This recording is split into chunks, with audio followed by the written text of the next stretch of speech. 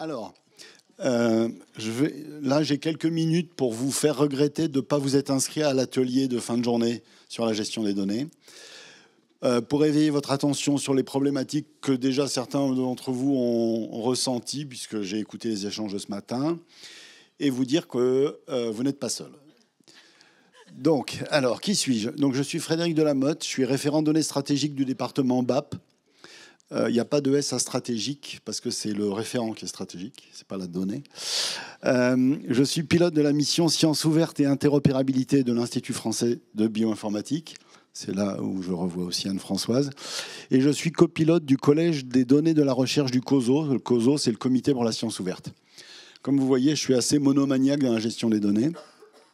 Et comme je suis très science ouverte, ça ne marche pas le pointeur, on est d'accord ? Je vous ai mis non pas mon mail, mais mon ORCID. C'est mon identifiant unique. Et pour les plus jeunes, il y a un QR code. Voilà. Et comme c'est de la science ouverte, il y a une licence. D'accord ? Je partage en vous expliquant ce à quoi vous avez droit. Alors, je vous fais un plan rapide. Ça vous saoule. Mais c'est bien pour vous. C'est pas si compliqué que ça. Et on vous accompagne vraiment. Et il y a beaucoup à gagner. Donc, bien gérer pousser des chercheurs à bien gérer les données, c'est comme demander à un adolescent de ranger sa chambre. D'accord ? Et ça nécessite pour moi le même karma. Enfin, je suis ceinture noire de bouddhisme depuis ces derniers temps. Mais croyez-moi, il y a des choses à faire. Alors, pourquoi je vous ai fait cette diapo ? Moi aussi, je sais faire des images avec les IA. Voilà. Mais en effet, le point de vue du chercheur, quand on lui dit « tu vas gérer tes données différemment », il me répond, et il a raison, pourquoi parlons-nous de science ouverte maintenant ? Ça fait des années qu'on fait des décennies qu'on fait de la science ouverte, qu'on fait de la recherche sans science ouverte. Mais si on pose la question au comptable, le comptable, ils ont les mêmes yeux. En fait, l'IA, elle sait faire, quand les gens sont énervés, ils ont les mêmes yeux. Mais bon. Le comptable, il a pondu ce truc-là. C'est un document de 40 pages de l'Union européenne qui dit que chaque année, on perd 10 milliards d'euros de données à financer des projets dont on ne revoit jamais les données. Et vous avez entendu que le contexte économique est moyen. Donc, vous savez que les comptables, quand ils sont énervés, c'est comme le lama, il y a toujours un retour. Hein. Donc, je pense qu'il vaut mieux arrêter de perdre de l'argent si on veut que ça se passe bien. Et cette analyse, le document, il est super bien fait. Hein. Je vous en fais un résumé, mais en gros, sur 27 milliards de budget, il y a 10 milliards qui a financé des données qu'on ne revoit jamais. Et on a perdu du temps à plein de niveaux. On a passé du temps. On avait payé des licences. On a dû refaire les manips. On a stocké des données, des fois en 14 exemplaires. Il y a des données qu'on a retrouvées en 14 exemplaires. Et il y a eu des rétractations de publi parce qu'on avait perdu les données brutes. Donc il y a beaucoup à gagner. Et puis dans le labo, quand le postdoc est parti depuis 6 mois, 2 ans, et qu'on doit faire la publi, on se retrouve dans ce genre de situation. D'accord ? Donc la bonne volonté ne suffit pas. C'est là où j'arrive et je vous embête. Et puis, une des retombées qui est mauvaise pour l'image de la science dans la société moderne, c'est la crise de reproductibilité. Là, vous voyez, j'en ai plein des diapos là-dessus, mais là, c'est un exemple, 18 papiers de micro-euré. Normalement, le micro-euré, pour moi, c'est relativement reproductible, hein, c'est de la techno. Et plus de la moitié des manips n'ont pas été reproduites parce que les données n'étaient pas disponibles, le logiciel n'était pas disponible, les méthodes n'étaient pas claires. Donc tout ça, ça mène qu'on perd beaucoup de temps à travailler sur les données. Et là, c'était une autre analyse qui dit qu'en gros, 20% du temps à collecter les données, 60% à les nettoyer, et le reste du temps à faire avancer les questions de recherche. D'accord ? Donc, avec ça, vous avez compris qu'il y a plein de choses à gagner. Mais il va falloir changer de cadre de travail. Et donc, la science ouverte, c'est open data, open source, open methodology, open peer review, open access, open educational resources. Et ce n'est pas un truc décidé par INRAE, c'est un truc mondial. Okay ? Donc, comment faire ici et maintenant pour pouvoir refaire plus tard et ailleurs ? Ça a commencé beaucoup par les publis. Hein, au début, le premier plan national sciences ouvertes, c'était beaucoup les publis. Maintenant, c'est venu aux données et au code. Le premier plan national, c'était 2018, le second, 2021. Il y a plein de choses qui se sont mises en place. Et j'aimerais vous dire que pour une fois, ça fait un certain temps que je traîne dans les labos, pour une fois, il y a eu une demande du ministère changer votre méthode de travail, suivi d'un accompagnement par le ministère, puisqu'il y a la mise en place de Recherche DataGouv, qui est un écosystème au service du partage et de l'ouverture des données. Et les personnes qui sont derrière cette demande sont bien conscientes qu'il faut concevoir nativement des données réutilisables. Et pour que plus la réutilisation est loin du point d'origine en termes de temps, de problématiques ou de discipline, puisqu'il devient difficile de retrouver et d'interpréter les données. Donc il y a un vrai enjeu. C'est un peu ce qu'évoquait Anne-Françoise dans AgroDiv et Brief. C'est qu'en fait, c'est dès le début qu'il faut bien étiqueter les données si on veut pouvoir s'en resservir et avoir un impact. L'écosystème, je vous la fais rapidement, mais il y a des ateliers de la donnée qui sont localement pas loin de chez vous. Il y a un entrepôt de données dont tout le monde a entendu parler, Recherche DataGouv. Il y a un catalogue de données qui est en train de démarrer, qui liste toutes les données qui sont dans l'entrepôt, plus les entrepôts de confiance. Et il y a des centres de référence thématiques, et l'IFB est en train de créer le centre de référence thématique en biologie santé. Et c'est des initiatives auxquelles vous pouvez participer. Pour les PEPR, donc déjà, il y a chaque institut a un ADAC, donc administrateur des données, des algorithmes et des codes. Et les ADAC, ils réfléchissent plutôt au côté gouvernance. Il y a chez nous la déléguée à la protection des données, donc tout ce qui est RGPD. Au début, c'est compliqué, mais Nathalie Gandon est très pragmatique. Et en plus d'être agronome, donc elle peut aider de manière intelligente. Il y a les référents données stratégiques et les référents données opérationnels. Eux, ils veillent plutôt aux bonnes pratiques de gestion des données. Il y a les responsables sécurité et système d'information. Pas ce Noël dernier, le Noël d'avant. Le centre de Dijon a été assez salement attaqué. Comme on a des RSSI vigilants, ils ont attrapé le coup juste à temps. On ne peut pas en dire autant à Saclay. Je suis d'accord. D'accord ? Je dis ça, mais en tout bien, tout honneur. Faire une rentrée universitaire avec WhatsApp comme outil de gestion, c'est moyen. Et donc, ça veut dire que vous-même, quand vous faites des bases de données et tout ça, peut-être vous faites des trous dans la coque du sous-marin. Et donc, ces gens-là sont là pour vous aider.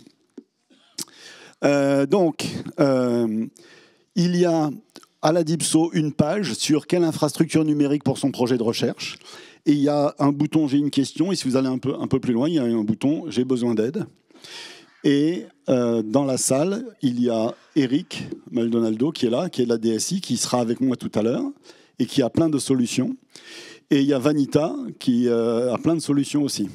Elle va essayer de se barrer parce que soi-disant elle a un train, mais voilà. Ce qui est mis en place à INRAE, c'est dans une stratégie nationale. Et ça, c'est une page du ministère de l'Enseignement supérieur et de la Recherche, de la DGDRI, et ils ont labellisé des centres. Donc, c'est des centres avec lesquels on a une contractualisation et qu'ils offrent des services à prix négocié, voire très bas. Alors moi, je fais quoi à mon niveau ? Je décris mes données pour qu'elles puissent être trouvées et comprises. Je les rends accessibles, donc il y a des entrepôts thématiques. Je les rends réutilisables, je choisis des formats intelligents et je les libère avec une licence. Et là, quand vous avez de la valo, il y a tout un tas de choses à réfléchir. L'acronyme FAIR, il est là, hein, Findable, Accessible, Interoperable et Reusable. Je n'ai pas noté le temps. Tu sais, il y a quelqu'un qui surveille ou... Bon, alors, on vous parle beaucoup de données. Et c'est important, des données brutes. Pourquoi ? Là, c'est la célèbre pyramide du savoir. Je fais une manip, je récupère des données, j'analyse, j'obtiens de l'information, je prends en compte du contexte, j'ai de la connaissance, et si éventuellement les décideurs se servent de cette connaissance, on a du savoir. Quand vous publiez une publi, vous publiez ce qui est entre information et connaissance. Et donc, nous, ce qu'on vous demande, c'est de publier les données brutes. Pourquoi ? Parce que vous avez fait des analyses que je considère pertinentes, mais qui répondaient à votre problématique. Éventuellement, ces données brutes, si vous les partagez, d'autres personnes qui ont d'autres questions ou d'autres méthodes pourront utiliser ces données. Et donc, on aura économisé beaucoup de choses. Et dans l'accompagnement qu'on a mis en place, il y a des choses pour vous simplifier la vie. Parce qu'en effet, on vous dit qu'il faut partager vos données, donc il faut aller dans les entrepôts. Et quand on vous dit ça, vous dites « mais lequel ?» Et donc là, c'est un petit travail qu'on a fait pour séparer le bon gré de l'ivraie. Donc il y a le bon, la brute et le truand. Recherche DataGouv, Zenodo et Figshare. Je vous laisse deviner qui est qui. Mais ce que je voulais vous dire, c'est que vous pouvez aller à Zenodo et vos résultats de recherche seront en bonne compagnie. D'accord ? Vous pourrez être à côté de quelqu'un qui publie tout savoir sur le luminaire suspendu. Alors je sais que Zenodo, c'est gratuit, qu'il n'y a aucun contrôle qualité en entrée et qu'on a un DOI dans la minute, mais en échange, on est là-dedans. D'accord ? Donc l'idée, c'est que quand vous publiez un papier de recherche, vous choisissez vraiment, vous creusez la tête pour la meilleure revue. Quand vous partagez des données de recherche, il faut réfléchir aux entrepôts. Et c'est pour ça que le Collège des données, qui est un collège qui réunit des gens de la vie de tous les jours, ce n'est pas des technocrates du ministère, a pondu un truc qui s'appelle « Sélectionner un entrepôt thématique de confiance pour le dépôt de données, méthodologie et analyse de l'offre existante ». Il y a eu une cinquantaine d'entrepôts thématiques qui ont été sélectionnés. Et comme tout le monde travaille avec tout le monde dans cet écosystème, maintenant, quand vous allez faire votre PGD, quand vous serez à l'étape data sharing et que vous choisissez un entrepôt, si c'est un entrepôt de confiance, il a un petit logo COSO. Donc vous savez que celui-là, il est conforme à tout un tas de règles intéressantes. Vous pouvez aller lire la note méthodologique pour connaître les règles, ou vous pouvez gagner du temps et juste regarder cette liste-là. Donc vous, c'est la question qui vous préoccupe en tant que porteur de projet. Bon, donc, on vous a fait remplir un questionnaire. Enfin, certains d'entre vous ont la gentillesse d'y répondre. On a vu que ce qui vous préoccupe le plus, c'est le PGD. Pourquoi ? Parce que c'est un livrable contractuel. Et si vous avez un doute, oui, l'ANR lit les PGD, voire même fait des analyses automatiques. Plan de gestion de données. Voilà. Donc je vous encourage à considérer le PGD non pas comme un document administratif supplémentaire, mais comme un outil de management, un outil de pilotage de projet. Si vous venez tout à l'heure, vous verrez que c'est plus comme une checklist qu'un document administratif. Donc c'est un outil de pilotage, il faut vous en saisir. Vous n'êtes pas seul, il y a une aide institutionnelle, les RDS, la DIPSO, les référents données opérationnels. Donc il y a un référent données stratégique par département, mais il y a au moins un RDO par UMR. Okay ? C'est des gens à qui on a proposé un cycle de formation, ils ont monté en compétences et ils peuvent vous aider. À l'aide nationale, il y a Recherche DataGouv. Et puis je vous encourage à découpler la complexité, refiler une partie du boulot au Work Package Leader. Okay ? Et surtout, anticiper. Et ben voilà.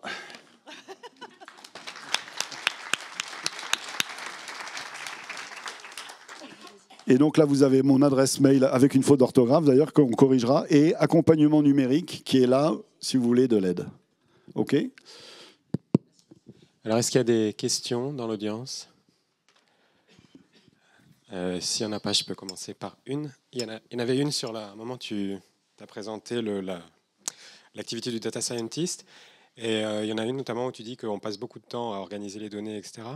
Mais j'ai l'impression que c'est naturel, en fait, ça, parce que même aujourd'hui, avec les données de machine learning, par exemple, les données qui ne sont pas partagées par Google et les autres, c'est typiquement les données d'entraînement. Et ils ont passé énormément de temps à les curer, etc.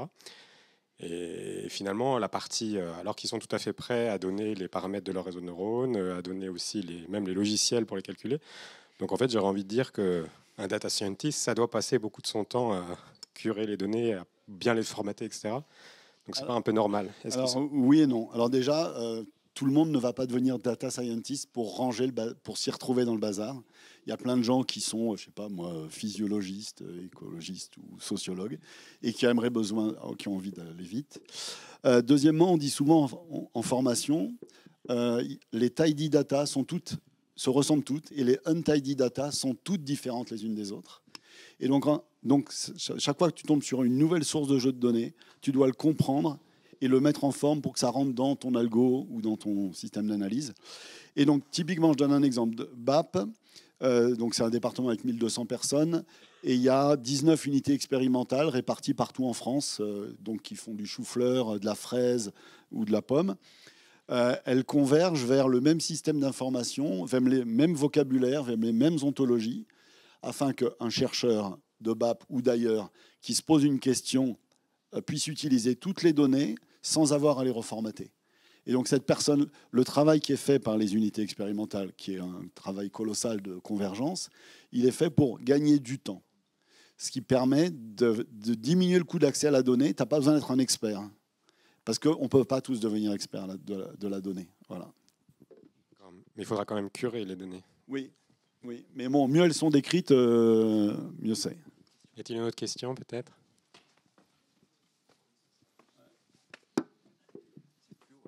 Je suis désolé. Alors, ça pose... Enfin, comment le dire de manière... Ton exposé était très très bien. On a plein d'acronymes. On se retrouve avec des objectifs qui sont louables. Ça pose quand même la question de qui fait quoi. Parce qu'en fait, on a... Alors moi, je vais parler de moi, je suis responsable plateforme, bioinformaticien, je dois encadrer des gens. Donc en fait, moi, comment je positionne la compétence de non... Alors, il y a les non permanents, les permanents. On a de moins en moins de recrutement. Donc on a un problème de comment on pourrait dire, du maintien des compétences. C'est-à-dire que la recherche ontologique, moi j'ai quelqu'un qui travaille depuis 1 an sur un projet, justement ontologie sur les sols. Son contrat va bientôt se finir, donc il va s'arrêter, donc on essaye d'avoir un truc bien. On a plusieurs métiers et on se retrouve dans un truc qui est compliqué actuellement, c'est... alors moi je suis ITA, ingénieur de recherche. Est-ce que c'est aux chercheurs de s'en occuper ? Est-ce que c'est aux infrastructures? Parce qu'il y a quelque chose dont on ne parle pas vraiment. Il y a les PEPR, c'est vachement bien. Il y a tout le système des infrastructures de recherche où il y a quand même ces problématiques qui arrivent. Tu vois que par exemple sur les unités expérimentales, je pense que tu parles aussi des CRB. Donc on se retrouve un petit peu dans le truc où c'est bien, il faut qu'on le fasse, il faut qu'on simplifie pour que les chercheurs travaillent. Mais on a aussi notre problème, c'est que c'est... je veux dire, c'est quasiment anxiogène. Je fais des montées de tension sur certains trucs. Je sais qu'il faut le faire. J'essaye de simplifier. On a un problème, c'est que les gens veulent des systèmes exhaustifs. On n'est pas dans l'exhaustivité, on n'a pas le temps. Donc il faut que les gens comprennent qu'on ne peut pas tout garder, mais il faut garder les choses les plus importantes. Bon, je radote, hein, c'est ce que je dis ce matin. Mais fondamentalement, je pense qu'il y a vraiment le problème, c'est de qui fait quoi, comment on maintient les compétences. Et voilà, après, Anne-Françoise, on en a parlé, il y a dans Brief, et toutes ces histoires de plan de gestion de données. Après, il y a aussi le plan de gestion de l'échantillon. Et en fait, c'est toutes ces choses-là qui font qu'on a des compétences, mais ça devient compliqué d'expliquer aux gens pourquoi c'est important et que c'est pas une usine à gaz. Et en fait, les gens créent eux-mêmes leur usine à gaz. Après, je me tais. Je suis d'accord avec tout ce que tu dis.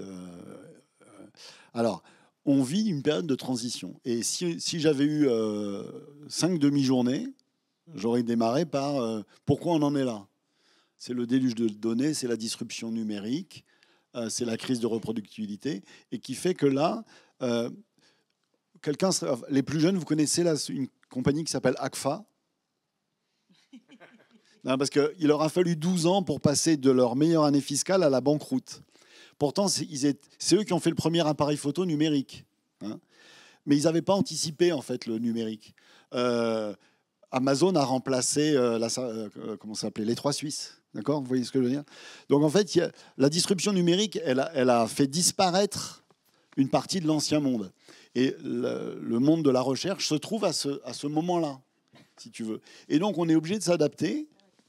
Il n'y a pas eu d'anticipation et tu dois continuer à faire ce que tu fais tout en apprenant des nouvelles choses. Donc je ne te dis pas que c'est facile. Je te dis aussi que typiquement à l'IFB, on a une formation qui s'appelle Fair Data, donc, qui a déjà été évoquée, dont on a fait une version spéciale INRAE, Fair Data et INRAE. On essaye de former des formateurs pour que ces compétences puissent être partagées.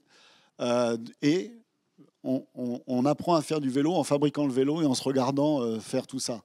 Donc, il y a un moment quand même de tension et je peux pas le nier. Voilà. Après, le PGD, tu peux le regarder aussi comme un créateur d'empathie. Parce que tu mets tout le monde autour de la table et chacun voit où il intervient par rapport au gros projet. Et ça évite le technicien robotisé à qui on demande de faire une manip sans qu'il sache tout ça. Et cette empathie, ça améliore aussi les relations entre les gens. Voilà. Oui. Une dernière question rapidement. J'ai droit. Mais là, tu parles de données faciles, hein, données expérimentales. Et en fait, on a des collègues ici dans la salle aussi qui collectent de la donnée qualitative auprès d'acteurs, etc., etc. Et ça, on n'a pas trop le droit de les partager. Ou comment? Qu'est-ce qui se passe là? Alors, je vais répondre par une anecdote, ce qui n'est pas une manière de ne pas répondre. Donc, dans les référents données stratégiques, il y a une référente donnée pour écosociaux. Et un jour, on s'était réparti le boulot et on se faisait une visio 2 par 2 à traiter un problème. Et nous, Nathalie et moi, on avait comme sujet, c'est quoi le coût de gestion des données? Et on démarre la discussion, on s'entend bien, on se connaît depuis un certain temps. Et on ne parlait pas du tout de la même chose, c'était une discussion de fou. Et après, je me suis rendu compte que pour nous, le coût des données, c'est le coût du disque dur. Et pour elle, c'est le coût de l'abonnement à ceux qui ont les enquêtes utilisateurs. Donc je me rends compte qu'en effet, il y a une très grande différence. Et dans le cas de l'éco-socio, la science ouverte est, je dirais, par définition impossible. Dans le sens où tu n'as pas le droit de partager les réponses des gens. Donc par contre, ce que tu peux partager, c'est ton questionnement et la manière dont tu l'as géré. Mais oui, pour l'éco-socio, bon, nous, on est très science humide, tu vois. Mais quand tu dis que c'est les données faciles, c'est déjà chaud. Voilà. Alors, je pense qu'on va passer à la prochaine présentation. Sinon, on va terminer trop tard. Donc la prochaine personne...